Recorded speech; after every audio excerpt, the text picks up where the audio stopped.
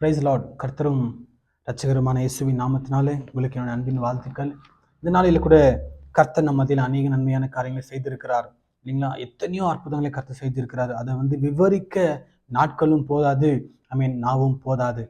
அவ்வளோ அத்தனை அற்புதம் செய்த தேவனுக்கு நம் நன்றி செலுத்தி நம்ம ஆராதிக்கணும், கர்த்தரை துதிக்கணும். அதுதான் நமக்கு வேதம் கற்றுக் கொடுக்கிற காரியங்களமா இருக்கிறது. அப்போ இன்றைக்கு கூட ஒரே ஒரு வசனத்தை நான் உங்களுக்காக நான் வாசித்து காண்பிக்க நான் விரும்புகிறேன்.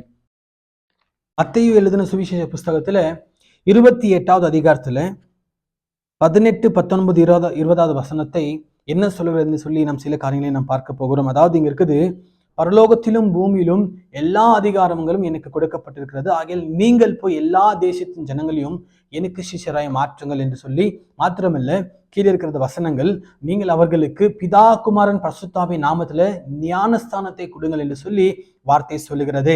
அப்போ கர்த்தர் நமக்கு கொடுத்துக்கிற பெரிய ஒரு அசைன்மெண்ட் என்னன்னு சொல்லி கேட்டீங்கன்னாக்கா, பூமியில இருக்கிற எல்லா ஜனங்களுக்கும் சுவிசேஷம் அறிவிக்க வேண்டிய ஒரு பெரிய ஒரு காரியத்தை, ஒரு வேலையை நமக்கு கர்த்தர் கொடுத்திருக்கிறாரு. ஆனா இன்னைக்கு நம்ம ஜனங்க எல்லா வேலையும் செய்யறோம், ஆனா கர்த்தர் பத்தி எல்லாமே தெரிந்து கூட இன்னும் கர்த்தருடைய வேலை செய்யாதபடிக்கு இன்னும் காத்து கொண்டிருக்கிறோம்.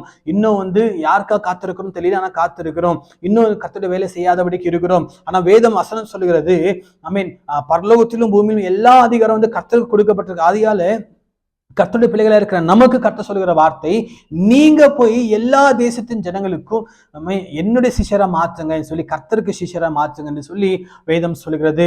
அப்போ நம்ம ஒரு நாளைக்கு எத்தனை இடத்துல நம்ம டிராவல் பண்றோம், ஆட்டோல போறோம், பஸ்ல போறோம் இல்லைங்களா, ட்ரெயின்ல போறோம், அப்புறம் எல்லா இடத்துல நிறைய நபர்களை கடந்து தான் போகிறோம். நம்ம கடந்து போகிற அந்த நபருக்கு ஒரு தடவை நம்ம யோசித்து இருக்கிறோமா, இவங்களுக்கு இயேசுவை பத்தி தெரியுமா, இவங்களுக்கு நம்ம சொல்லணுமே சொல்லி எப்பயாவது நம்ம யோசித்து இருக்கிறோமா?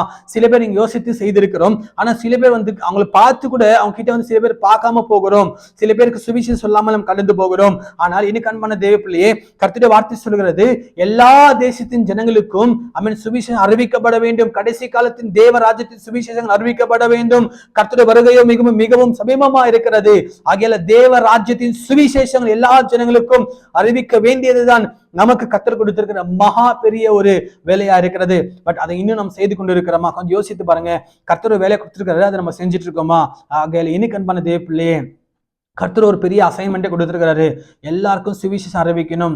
நீங்க வீட்டு பக்கத்துல இருக்கிறவங்களுக்கு சொல்லலாம், இல்ல நீங்க இருக்கிற பில்டிங்ல இருக்கிறவங்களுக்கு சொல்லலாம், இல்ல நீங்க போற வேலைக்கு போற கூட வேலை செய்யற கொலீக்ஸுக்கு நீங்க சொல்லலாம். எல்லாருக்குமே நீங்க சொல்லலாம். வாய்ப்பு இருந்தும் கூட சொல்லாமல் இருந்தால் கணக்கு கொடுக்கணும். தேவ சமூகத்துல கர்த்தருடைய வருகையில நியாயத்தீர்ப்புல கணக்கு கொடுக்க வேண்டும். நம்ம நிச்சயமா நம்மளுக்கு சான்ஸ் கிடைக்கும் போதெல்லாம் நம்ம கர்த்தரை பத்தி சொல்லலாம், ஃப்ரெண்ட்ஸுங்களுக்கு சொல்லலாம். இன்னும் நிறைய பேர் ஃப்ரெண்ட்ஸுங்க உங்க கூட இருக்கிற நண்பர்களுக்கு இன்னும் கர்த்தரை பத்தி தெரியாத நபர்கள் எத்தனை பேர் இருக்கிறாங்க. அவங்களுக்கு இன்னும் நீங்க கர்த்தர் பத்தி சொல்லாம இருந்தால், ஒருவேளை இன்றைக்கு கர்த்தர் உங்களுக்காக கர்த்தர் பேசிக் கொண்டிருக்கிறார். எனக்கு அன்பான தேவ பிள்ளை, கர்த்தருடைய வார்த்தையை நீ எல்லாருக்குமே நீ சொல்ல வேண்டும் என்று சொன்னதுதான் கர்த்தர் விரும்புகிறாரு. ஆகையால எல்லாருக்கும் தேவ வார்த்தை சொல்லப்பட வேண்டும். எல்லாரும் கர்த்தர் அறிந்து கொள்ள வேண்டும் என்று தான் கர்த்தர் விரும்புகிறாரு. ஆகையால நீங்க கர்த்தர் சமூகத்துல கர்த்தருக்காக ஊழியத்தை செய்யுங்க, கர்த்தருக்காக நில்லுங்க.